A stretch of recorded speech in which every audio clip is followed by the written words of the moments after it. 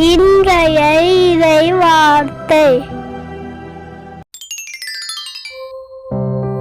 புல் உலர்ந்து போம், பூ வதங்கி விழும், நம் ஆண்டவரின் வார்த்தையோ என்றென்றும் நிலைத்திருக்கும். இறைவாக்கினர் எசாயா புத்தகம் அதிகாரம் 40 8வது இறை திருவசனம்.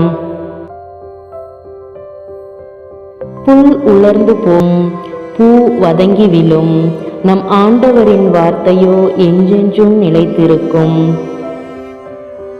இறைவாக்கினர் எசாயா புத்தகம் அதிகாரம் 40 8வது இறை திருவசனம்.